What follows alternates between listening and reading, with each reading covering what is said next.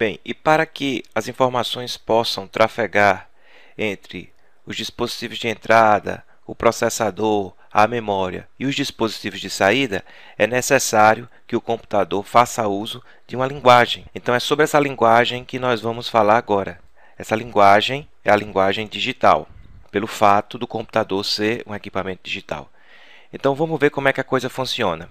Veja só, a eletricidade no equipamento digital ela pode assumir dois valores, a ausência de voltagem ou o valor máximo da voltagem. A linguagem digital ela utiliza dois símbolos para representar essas informações, ou seja, é o 0, que representa a ausência da eletricidade, e o 1, que representa o valor máximo da voltagem. Esses símbolos 0 e 1 são chamados de bit ou dígito binário. Podemos, assim, considerar que o bit é a matéria-prima da informação, ou seja, a menor unidade de informação armazenável que o computador pode tratar ou manipular. Essa informação ela é bastante importante. Isso já foi questão de prova em várias bancas. Mais uma vez, o bit é a matéria-prima da informação. Quer dizer, o que trafega de informações entre dispositivos de entrada, processador, memória, dispositivos de saída são bits. Ou seja, são zeros e uns. Pelo fato da linguagem do computador ser representada apenas por esses dois símbolos, ela também é chamada de linguagem binária. E todas as informações elas são geradas a partir de quem? Do bit. Entretanto, é interessante porque quando nós estamos usando o computador, a nossa visão, que é a visão do usuário, é a visão de janelas, de ícones, de pastas. Ou seja, é uma visão totalmente gráfica. Essa é a visão que a gente tem do computador. Quando nós ligamos o computador, quando nós estamos utilizando o computador, é essa visão que nós temos. Entretanto, essas informações que são exibidas para nós, usuários, de uma forma gráfica, ela é transformada numa linguagem que é entendida pelo computador, que é a linguagem binária, a linguagem digital, os zeros e uns. Então, tudo isso é transformado em zeros e uns. Essa é a visão do computador. Ok? Então, o que é que está se trafegando ali no hardware, na parte física, nos dispositivos, são conjuntos de bits. No entanto, um bit só ele não é suficiente para representar uma informação. Um bit nada mais é do que o estado de um pulso, num determinado momento, que pode assumir dois valores, como eu já falei, 0 ou 1. Entretanto, um conjunto de 8 bits nós chamamos de byte, que é o termo binário. Por exemplo, vocês estão vendo aí no slide que nós temos aí um conjunto de 8 bits, né? 0, 1, 1, 0, 0, 1, 1, 1, que formam 8 bits ou um octeto, que é igual a um byte. Então, essa é a informação importante para que vocês possam entender posteriormente a relação do byte com seus múltiplos. E um byte ele é suficiente para representar um caractere da nossa linguagem. Por exemplo, uma letra, um número, um símbolo. E para vocês entenderem melhor, por exemplo, a palavra André. A palavra André ela tem 5 letras, 5 caracteres. Se eu disse anteriormente que cada caractere é representado por um byte, então a palavra André tem 5 bytes. E se eu quiser transformar esses bytes em bits, basta que eu multiplique por 8, já que um byte é igual a 8 bits. Portanto, a palavra André ela tem 5 bytes ou 40 bits. Então, ele pode assumir dois estados, 0 ou 1. 0, ausência de voltagem, 1, valor máximo da voltagem.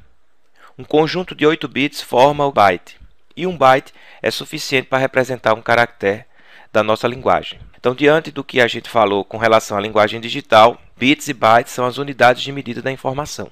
Ok? Tá claro, pessoal? Então, vamos seguir.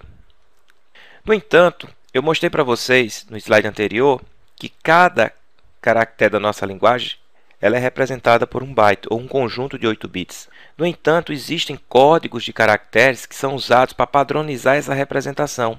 Essa sequência de bits que vai formar um byte e que vai representar um caractere. Lembrando que esses códigos que a gente vai falar agora são usados para representar apenas texto. E vocês sabem que no computador a gente pode lidar com qualquer tipo de mídia de informação. Não apenas texto, mas imagens, áudios, vídeos.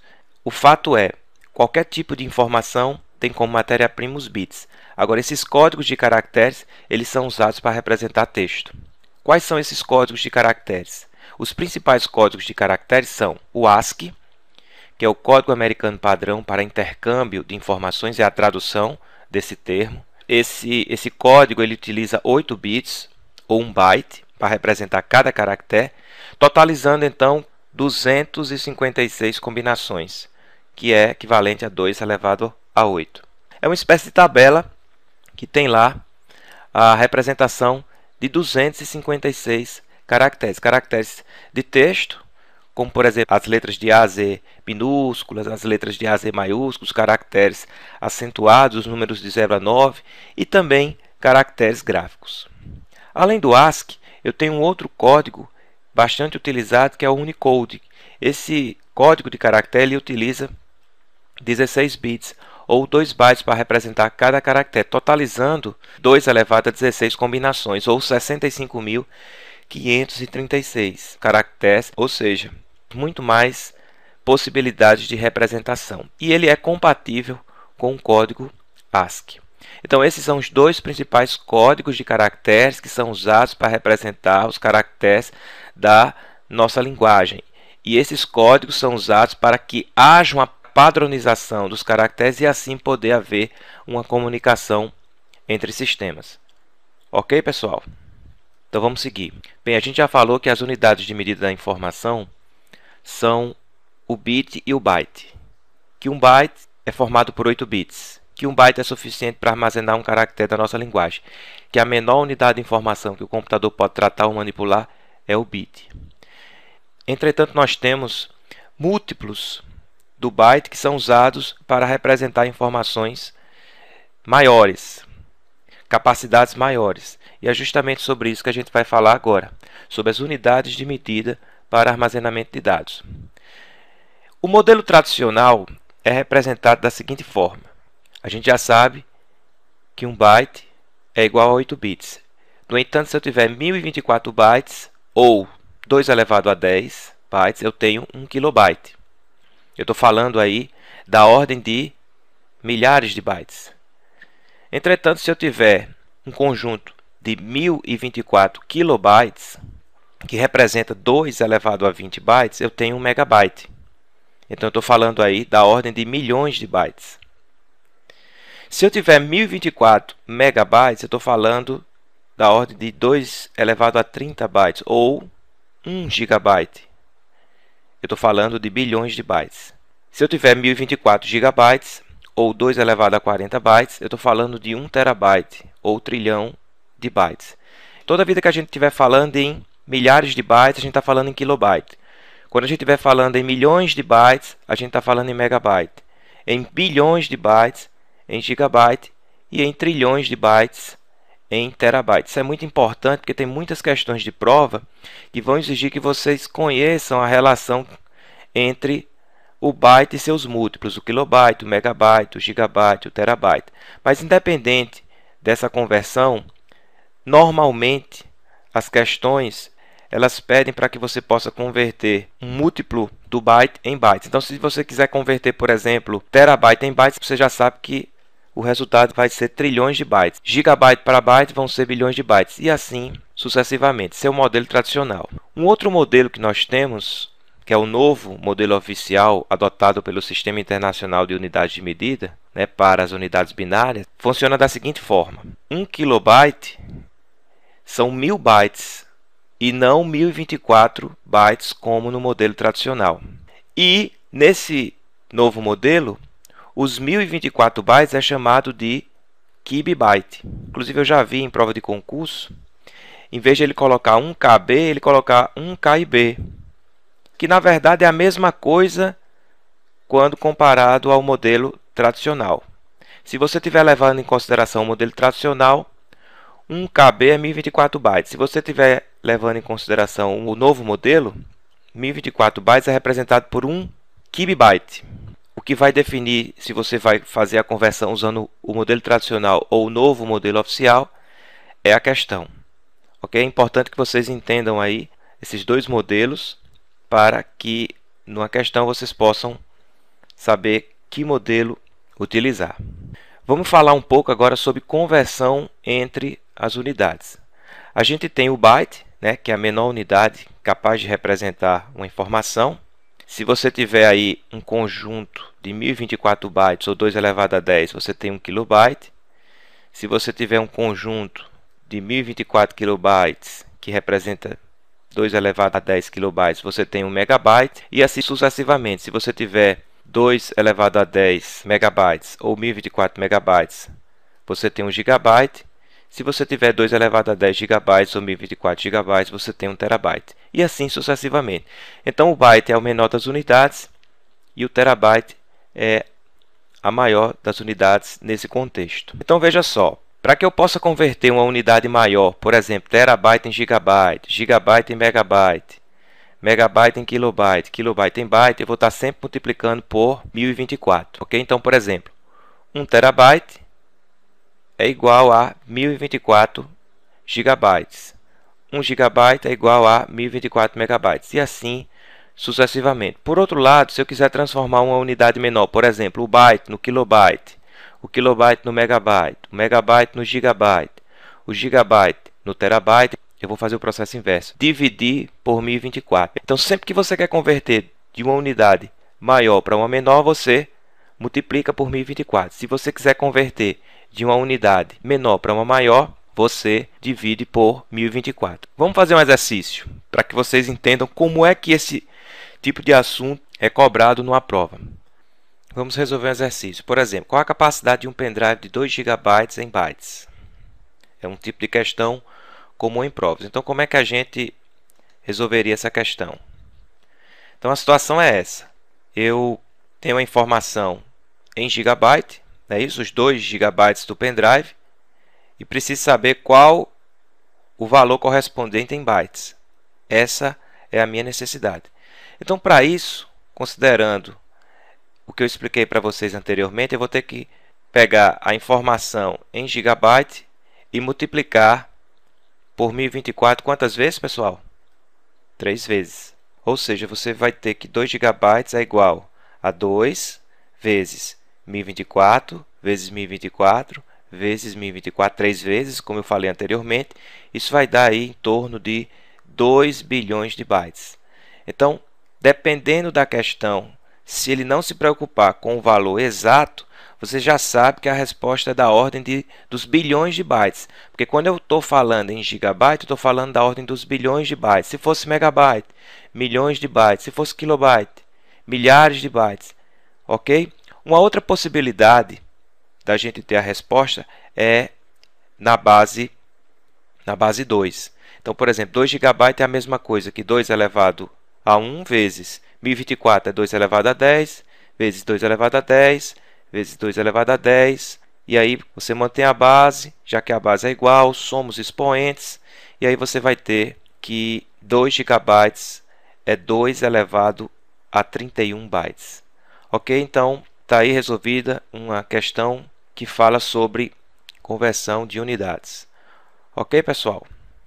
Então, agora a gente vai resolver algumas questões sobre os assuntos que a gente já viu até agora, para que a gente possa praticar um pouco aquilo que a gente já aprendeu até então. Então, vamos lá. Primeira questão semelhante ao que a gente viu anteriormente. Vamos ver como é que vocês estão. Vamos lá. Fundação Carlos Chagas, 2012, TRE, Técnico Judiciário. Adquirir um disco magnético, um HD externo de 1 terabyte, significa dizer que a capacidade nominal de armazenamento aumentará em... Então, como é que eu resolvo essa questão? Lembrem-se de fazer esse esqueminha que eu expliquei para vocês. Byte, kilobyte, megabyte, gigabyte, terabyte. E vocês sabem que a variação é sempre da ordem de 1024. Vai só crescendo na unidade. 1024 bytes, 1024 kilobytes e assim sucessivamente. Então, ele quer transformar 1 terabyte em bytes. E o interessante é que a resposta está tanto na base 1000 ou 1024 como na base 2 ou 10. Nós temos duas possibilidades de resposta. Bem, eu tenho 1 terabyte e quero transformar em byte. Então, o que é que eu faço? De terabyte eu multiplico por 1024 uma vez para transformar em gigabyte, mais 1024 para transformar em megabyte, mais 1024 para transformar em kilobyte. e mais 1024 para transformar em byte. Quantas vezes? 4 vezes. Então, isso que vocês estão vendo aí no esquema, vamos colocar isso por escrito. 1 terabyte é igual a 2 elevado a 10 vezes 2 elevado a 10 vezes 2 elevado a 10 vezes 2 elevado a 10. Não é isso? 4 vezes? Então, você mantém a base, soma os expoentes, vai dar 40. 2 elevado a 40. Se você olhar para as respostas, você só vai ter uma resposta com 2 elevado a 40. Então, isso já acaba sendo desnecessário a resolução da outra forma que a gente poderia ter de resposta. Essa questão acabou sendo fácil por isso. Mas como é que seria? 2 elevado a 10 ou 1024, né? Que é elevado à primeira, 4 vezes. E aí você mantém a base, soma os expoentes, ou seja, 1024 elevado a 4. Ok? Resposta, portanto, letra D. Vamos para a segunda questão, agora a questão da CESP 2010. As informações processadas nos computadores são compostas por caracteres, sendo cada caractere representado por 0 ou 1, que é chamado de byte, e um conjunto de 8 bytes, que constitui um bit. Essa questão de cara, vocês já devem ter percebido que ele inverteu os conceitos aí. Na verdade, ele chamou de byte o que é bit e de bit o que é byte.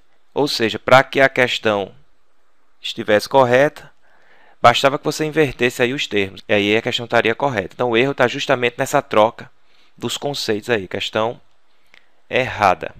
Terceira questão. TRE de Santa Catarina, analista judiciário.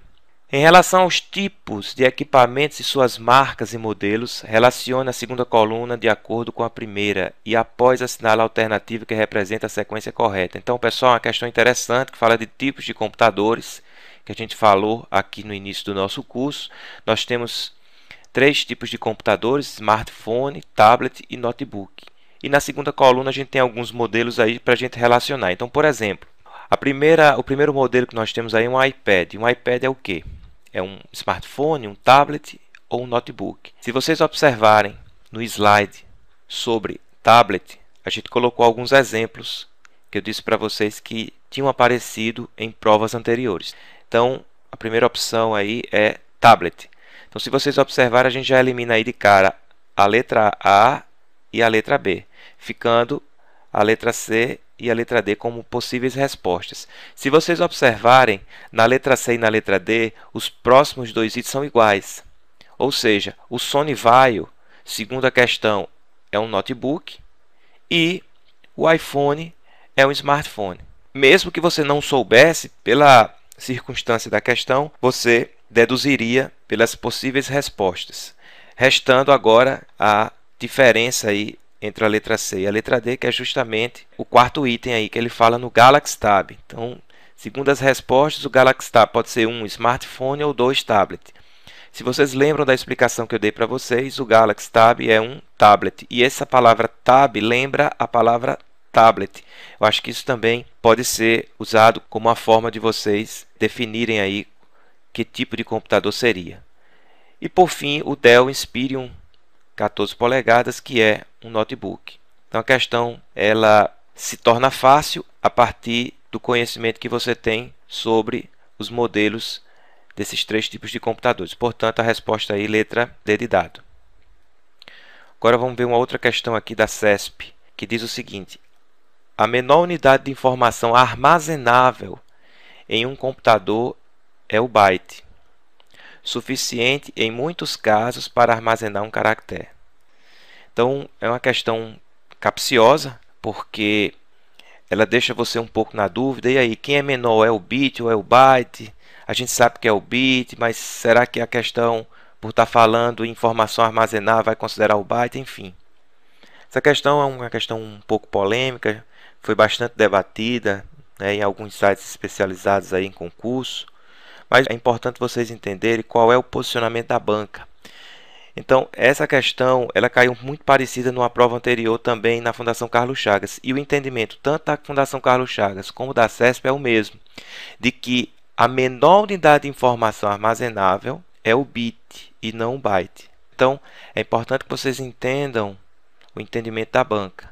Apesar de quando nós vamos armazenar informações, a gente armazena informações em bytes, porque para que você tenha um caractere da nossa linguagem, é necessário que você tenha um byte. Porém, para você ter o byte, você tem como matéria-prima o bit, e foi assim o entendimento da banca. Portanto, a questão está errada. Questão 5. Identifique nas alternativas abaixo a opção que representa o maior uso de espaço em disco. Então, você pode pensar assim, o maior uso aí, na verdade, eu olho só para a unidade, será? Quem é maior das unidades aí? Terabyte. Ok. Só que você não tem que olhar só para a unidade, porque pode acontecer de você ter um número de uma unidade inferior representando um valor maior do que uma unidade superior. Não é o caso da questão. Mas, por exemplo, imagine que eu tivesse aí 3.000 gigabytes. 3.000 gigabytes seria maior do que 2 terabytes. E terabyte é maior do que gigabyte em termos de unidade. A questão poderia complicar nesse sentido. Não é o caso. Ele manteve aí os números semelhantes. E aí você bastaria olhar para a unidade. Então, no caso, 2 terabytes, letra B é a resposta.